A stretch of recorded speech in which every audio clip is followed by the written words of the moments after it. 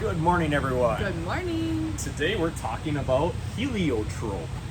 And you don't have the smell-o-vision? Oh, Wait until that comes about. You know it's going to come right? eventually. You'll be able to just smell on your phone. If you can smell what we smell. This smells like vanilla. Like actually like your baking type of vanilla, not the artificial bathroom candle kind.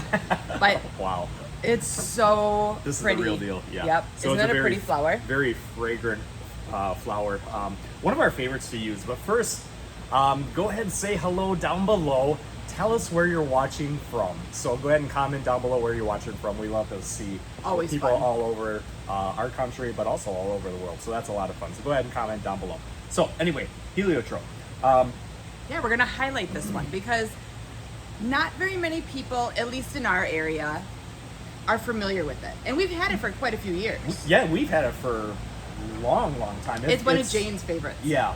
It is one of our favorites, but I think a lot of people, until you put this in front of their face and say, go ahead and smell it, I think that's Nobody likes that.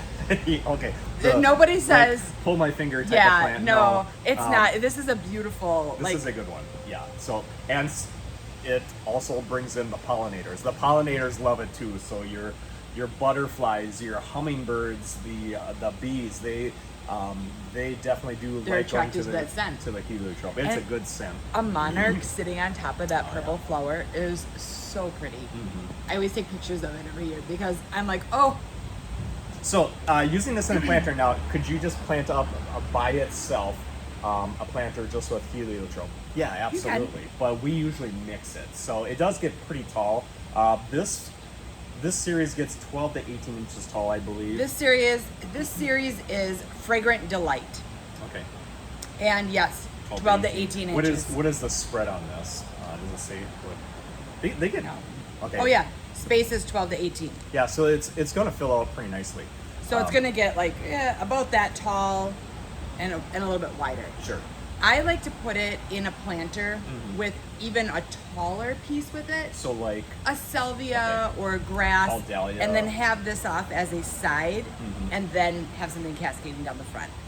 I don't feel like, because it has such a rounded top to it, I like more of that like starburst style when I'm doing planters instead of just like the big mound. Yeah. Okay. But so it we're using is- it as a highlight. It is. I use it as a focal flower Okay. because it does have such a great big So head to it. so it gets these great big clusters of flowers, and it'll have them all over, and that's what that fragrant part is this cluster of flowers. They're very fragrant. You can walk by like our benches and instantly you know where the heliotrope is because it's that fragrant, and it's a nice pleasant smell, kind of like vanilla. Yeah, it's definitely a happy flower. It's kind of like a cross between a vanilla and a lilac. Okay. Smell it. Do you smell that little hint of that in there? The vanilla definitely. You But need a better lilacs- palate. I need a better nose. My nose is big enough. You think it'd be? I it's love fine. it. So But it's really, the leaves are very like coarse, almost prickery. yeah. They kind of grab a little bit when you do this with them. So they probably have like little Which means, microscopic guess who parts. doesn't like them? They are deer resistant. Now it's resistant, not deer proof. There's nothing that's deer proof. Probably not even fake plastic flowers. No, they pull those up too. Yeah. So this is on the scale of being deer resistant. So that is nice. That when it comes to flowers, the heliotrope, they do not prefer them to munch on them. They can. But typically no. So most people have pretty good luck with their heliotrope. They don't like the smell, it's actually kind of funny. Like, we're attracted to the smell. Right. The pollinators are attracted to the smell, but the deer, it They don't repels like them. it. Yeah. So that's kind of funny how that it's a pleasing, pleasant smell, but the deer do not like it. So now another thing to talk about, there is a mild toxicity to it. Meaning, if you have a dog that munches on your plants at home, this might be one to stay away from. It's mild, so Fluffy's not going to drop over dead if it walks up and munches on the leaves. It would have to be It eats the consumed, whole plant. Yeah, it's plants plural. and when they talk about toxicity, a lot of people get like hyper about it, and usually it just means it might have a upset belly. They're not gonna, fall over dead. But it is Typically- toxic to horses. Typically, you find that if the deer don't like it, it has some type of toxicity to it. Yeah, because that natural, they know that this is not good, so they leave it alone. Usually, most other animals will too, but sometimes there's dogs, puppies. I think a lot of that they'll go and chew is on 'em. people get very worried about that. But the question is your dogs go around and start eating your plants? If they do, Yeah. don't plant this one. Yeah. Then you're just fine. And that was something, our dogs never. We never had that problem. We never had a problem at all with any of the toxic plants. They never chewed on them. It just wasn't on our radar. So, but there is a toxicity to horses now.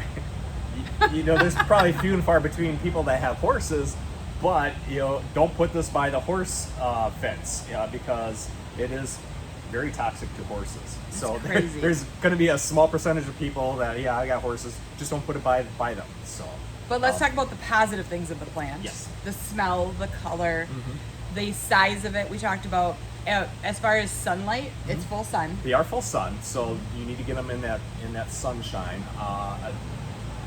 Deadheading. Do you want me to give you this one? He doesn't like that he doesn't have the big flowering one. I do.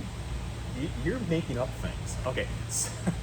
So deadheading, this is not done yet, but once it is, you'll start seeing a little bit of brown in the flowers, and maybe there's just a little bit underneath, but you'll see, and the flowers are small, so they come in little clusters.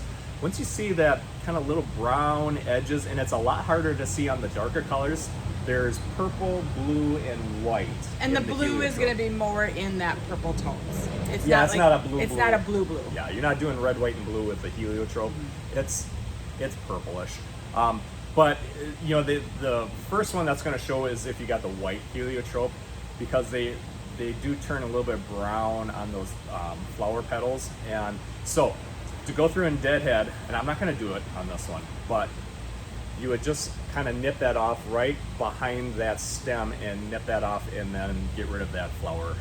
You can take the whole cluster off, and it'll keep producing. But this is one you'll have to deadhead periodically. Do you see all the growth down through here? So it's not going to just grow straight up and then bloom. It has all these brackets, and that's all going They'll to just give fill it that out. width. Yeah.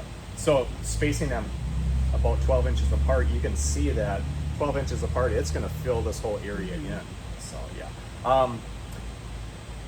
Watering, just kind of that moderate. You want to keep that soil moist, not wet. They like to be a little bit on the drier side. They Yeah. they get a little bit fussy if they get too wet. So And it's this better one's to heavy. keep it just I a noticed little that- bit. I noticed this one when I picked it up. This one's way heavier than that one. That's because everything's drinking different at this time of the year. Yeah, it's hard to water in a greenhouse early on in the spring because this plant is obviously sitting idle just by the way that it's not drinking as much as this one, where this one is much more dry to the touch, I would say.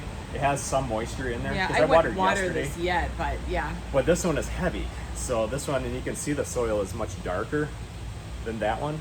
You can see the difference in the soil. And that's just one of the things, one of the challenges in the greenhouse early on in the spring is same exact plants. They're getting the same care, but this one, for whatever reason, is just kind of sitting idle. And this one is going into grow mode, and I expect kind of growth from this one is Yep. using that moisture to grow. So you just have to really watch it and kind of check that soil. So moist, maybe a little bit on the drier side. Right. Okay. Fertilize about once a week with the Beat Your Neighbor fertilizer. That will keep them looking nice, give that growth, give them the nutrients. Another thing I noticed, I don't know if it'll show up on camera, you can tell that these are growing rapidly.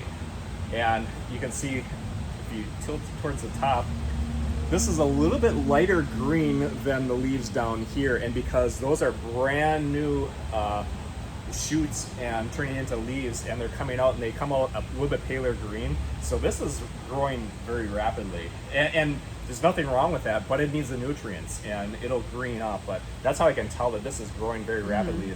This is more of a lighter lime color than the rest of the foliage is green. So it's growing quickly. So about once a week that you can feed with the Vegan Neighbor fertilizer. These are gonna look beautiful in a mixed container. Absolutely beautiful. So what else would you put with this? You talked about the higher. We talked about dahlia, maybe some salvia.